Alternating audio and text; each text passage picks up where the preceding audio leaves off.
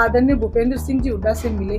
लोकसभा चुनाव में उनको एक लालच दिया गया, उनसे ये कहा गया कि 20 से 22 सीटें आपको विधानसभा के लिए दे दी जाएंगी। कांग्रेस द्वारा रचा गया षड्यंत्र था, जो कांग्रेस बैकडोर से भारतीय जनता पार्टी की मदद करती रही शीर्ष नेतृत्व। जो इलिगेशन इंडियन नेशनल लोकदल पे लगाया जा रहा था, ये बी टीम है भारतीय जनता पार्टी की, असल में ए बी सी सारी टीम भूपेंद्र सिंह जी हुड्डा निकले। लोकसभा चुनाव हो या विधानसभा चुनाव, कभी हरियाणा की सियासत का सिरमौर रहा चौटाला परिवार इन चुनावों में बुरी तरह परास्त हुआ। कभी प्रदेश में सत्ता की बागडोर संभालने वाली इंडियन नेशनल लोकदल के पास आज एक सांसद तक नहीं है। वहीं विधानसभा में भी महज 2 विधायक हैं। चुनावों में पार्टी की हुई इस दुर्गति पर इनेलो की प्रधान महासचिव सुनैना चौटाला का बयान आया है। उन्होंने इनेलो की करारी शिकस्त के पीछे पूर्व मुख्यमंत्री भूपेंद्र सिंह हुड्डा और शीर्ष किसान नेताओं के बीच हुई एक सीक्रेट डील को जिम्मेदार ठहराया। साथ ही कांग्रेस के उस दुष्प्रभाव को भी कसूरवार बताया जिसे उनके नेता चुनावों के दौरान सार्वजनिक मंचों से इनेलो पर लगाया करते थे। किसान आंदोलन था, किसान आंदोलन में किसान जो बॉर्डर पे बैठे थे, उस दौरान आदरणीय अभय सिंह जी चौटाला ने इस्तीफा दिया किसानी के पक्ष में एकमात्र सीट होते हुए, लेकिन उसके बाद जो नतीजे जो आए वो बिल्कुल विपरीत आए। तो जब इस चीज की गहन चर्चा की गई, जब शीर्ष नेतृत्व जो था किसान आंदोलन में, मैं आम किसान की बात कतई नहीं करूंगी क्योंकि आम किसान जो है उनको इस चीज के बारे में कुछ पता ही नहीं था, लेकिन एक मैनिपुलेट जो चीज की गई वो ये थी, जो किसान शीर्ष नेतृत्व थे वो आदरणीय भूपेंद्र सिंह जी हुड्डा से मिले। लोकसभा चुनाव में उनको एक लालच दिया गया, उनसे ये कहा गया कि 20 से 22 सीटें आपको विधानसभा के लिए दे दी जाएंगी अगर आप लोकसभा में कांग्रेस पार्टी की मदद करते हैं।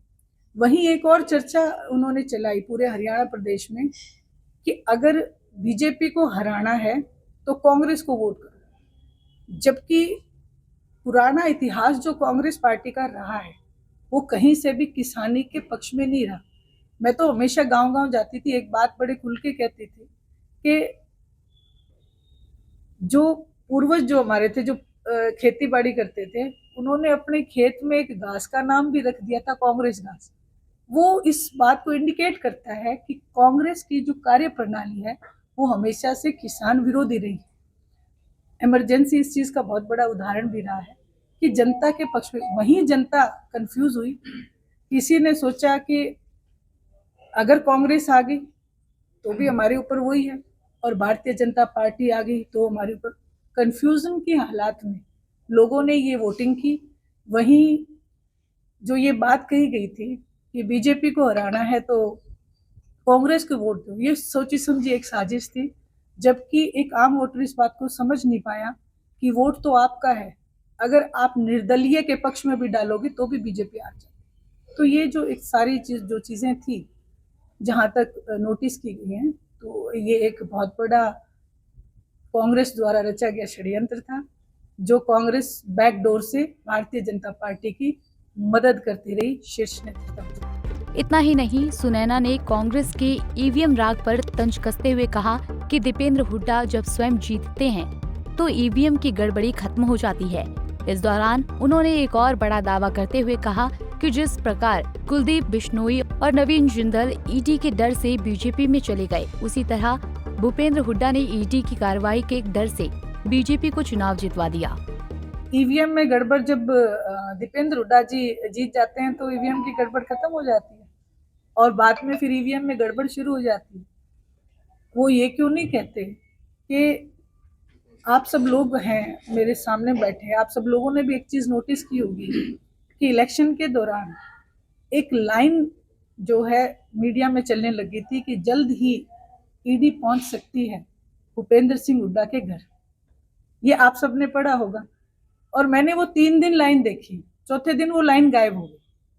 उसी दिन इस बात का आभास हो गया था, इस बात पे पक्की मोहर लग गई थी कि अब गवर्नमेंट कांग्रेस की नहीं बनेगी। और इसमें एक चीज बड़े खुल के मैं कहना चाहूंगी कि जब ईडी का डर भारतीय जनता पार्टी ने जिस नेता को दिखाया, उस नेता ने बीजेपी ज्वाइन कर ली।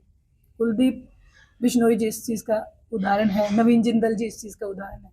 लेकिन जब भूपेंद्र सिंह जी हुड्डा ने ज्वाइन नहीं की तो हमने एक ही बात कही, ये तो सारी कांग्रेस को ही वहाँ पे बेच के आ गए।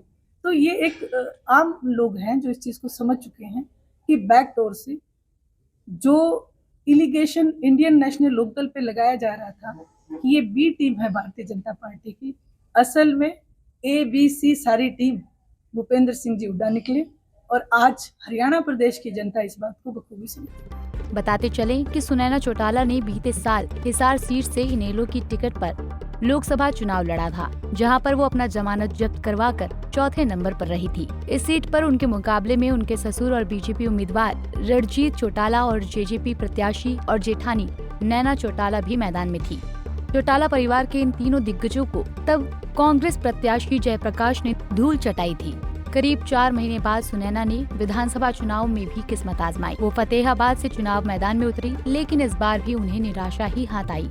सुनैना यहाँ भी तीसरे नंबर पर रही, जबकि इस सीट से कभी पूर्व उप प्रधानमंत्री ताऊ देवीलाल भी विधायक रह चुके थे। रोहतक से दीपक भारद्वाज, पंजाब केसरी टीवी। हमसे जुड़े रहने के लिए हमारे YouTube चैनल को सब्सक्राइब करें और नई वीडियो की नोटिफिकेशन के लिए बेल आइकॉन को दबाएं। अगर आप ये वीडियो Facebook पर देख रहे हैं तो लाइक जरूर करें और ज्यादा से ज्यादा शेयर करें। धन्यवाद।